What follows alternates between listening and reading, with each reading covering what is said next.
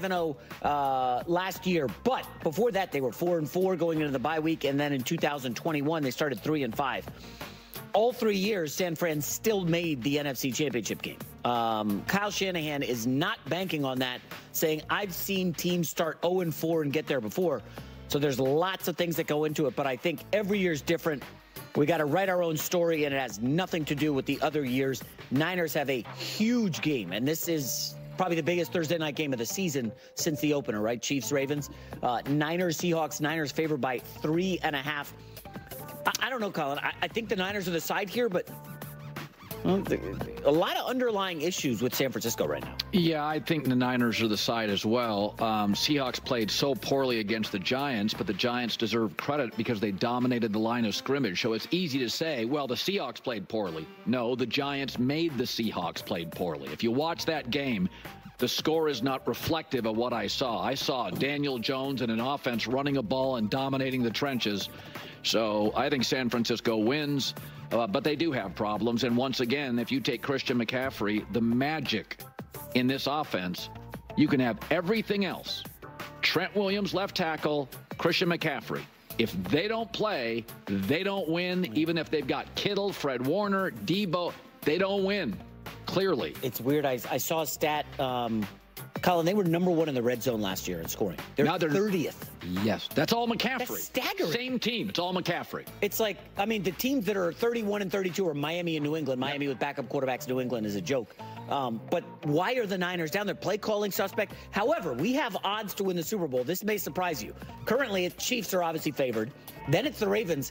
Then it's the 49ers? Well, I mean, after last night, is there any question that Kansas City is easily the best team in the league? I mean, they literally were showing off on Monday Night Football. Taylor Swift shows up. Voila. Travis Kelce's great. They were doing trick plays and clever stuff all night. You know what that was last night? That was KD, Steph, Clay, Draymond in their prime when you get that big standalone Sunday game and they would show off. And all of a sudden, Steph Curry's got a little more razzle to his dazzle. That's what Kansas City did last night. She's in town, Taylor Swift, Monday Night Football, standalone game, and the Chiefs flexed for all of us. That being said, it's early. We're not even a third of the way through the season. The Niners probably can turn it around, but I don't know who the best team in the NFC is right now, and honestly, I keep coming back to your Washington Commanders. I'm not even joking after 5 games. All right, next up, Colin, let's go. Okay, so this is interesting. The 49ers used to get a lot of criticism, or just, I don't even want to say criticism, but just a lot of back and forth in the media because they're such a wildly popular team. They keep winning. They're getting to NFC Championship games, getting to Super Bowls. And so when that happens, you're going to be talked about a lot, of course. Not to mention, even if they didn't, they were the most popular teams in the NFL. And there was always a lot of back and forth. And even last year, a lot of people picked them to win the Super Bowl, both before the season, during the season, and even going into the Super Bowl, right? So there's an insane amount of belief around the 49ers. A lot of 49ers fans like to say that there's not, but there really, really is. But maybe not against Brock Purdy, right? But it's like the 49ers team is all. That's why people don't love Brock Purdy, because they say this team is so amazing and Shanahan is so amazing that they want to now take away credit from Brock Purdy, which I've already discussed many, many, many times. But this is interesting now because during this like kind of true run, whether it was with starting with Jimmy Garoppolo or going on with Brock Purdy, this is like the first time that I feel as though people are truly doubting the 49ers and Shanahan for that matter. Shanahan has gotten criticism in the past, right? And especially after they lost the Super Bowl, a lot of people were blaming Shanahan and his play calling and, all of this type of stuff, which again, I've already talked about at length. But that was more of just like the coping with the Super Bowl loss, and you got to figure out like who do we blame? We should have beaten the Chiefs. What happened, right? And it's like you got to blame someone. But it wasn't like true deep criticism, right? It wasn't true deep doubt. And again, going into this season, it kind of went back and forth, and it depends on who was making the odds. But it was plenty of times it was the 49ers over the Chiefs, right?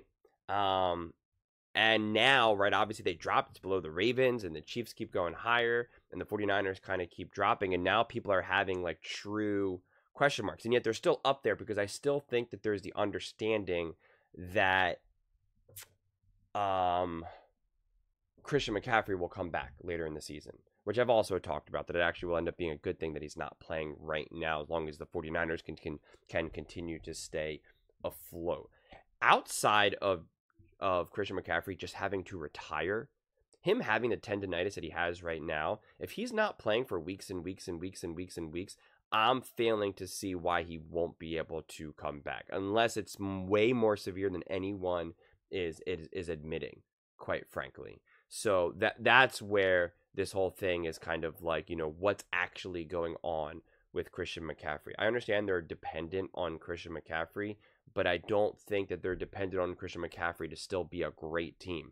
Do they need Christian McCaffrey to be an elite team and a true force to be reckoned with? Well, yeah, of course. He's a dominant, unbelievable player, right? So of course, right? That really shouldn't be all that controversial. Do you think the Ravens would still be ranked where they are if Derrick Henry wasn't there? Like, no. And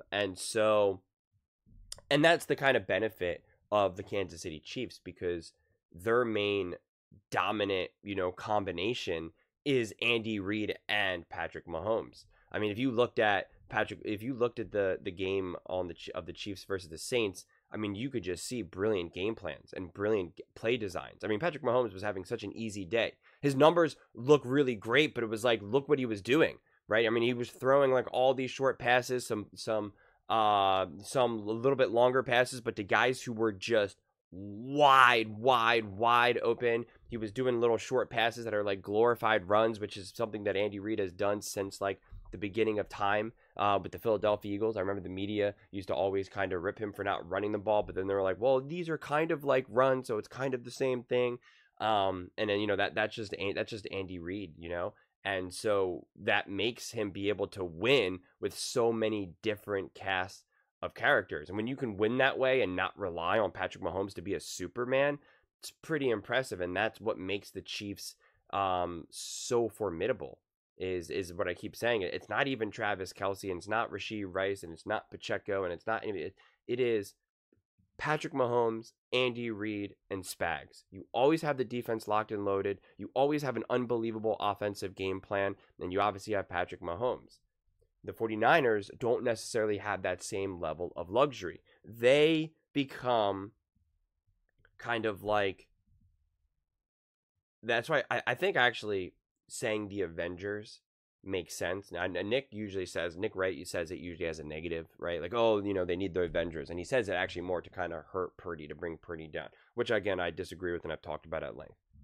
But the reality is, for the 49ers to truly be as ferocious as they are, it is when they have everyone together. Like I said, I still think that they can be a great team, that they can win. But when they have everyone together, they become a true unstoppable juggernaut, right? You give that extra link in the chain, and then Shanahan can now just do whatever he wants, and Purdy is able to do whatever he wants. It just opens up everything. And so that's what we're not seeing right now. And the reality is that this team, the way how it was built and the way how it was able to win, that's all they needed to know how to do, right? And so now they have to kind of relearn and figure out, and Shanahan has to figure out his game plan. Like, how do I win games when I don't have this type of situation set up right now, right? And that's what he is in the process of figuring out. That's what Brock Purdy is in the process of figuring out. There's a lot of growth happening for Brock Purdy as well. So to me, I see this as more as a work in progress, that I am having trust, because I do trust Purdy, I do trust Shanahan, and I do trust the amount of weapons that the 49ers have, that they will evolve and grow and get better as the season goes on. Not unlike what we saw the Chiefs do last year when they were struggling throughout the season, and they evolved, they got better, they found ways to win. I have to imagine that the 49ers will be on that path as well. But of course, it has to show up sooner rather than later. And the Seahawks game is going to be interesting. I still can't make up my mind about the Seahawks. I really can't. I know they're injured, and I don't know if they're getting healthier. It's too hard to keep up. There's too many injuries. So I don't really know what the injuries look like for them.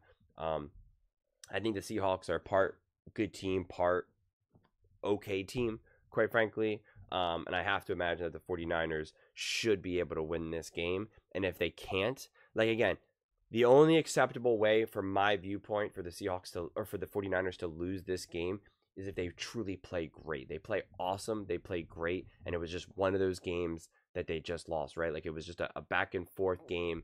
And, right, the Seahawks had the ball in the final minute 10, and they were able to kick the field goal to win the game. It's just like, all right, that's frustrating. That's upsetting, but it's not the end of the world. Sometimes that's just the way the games work, right?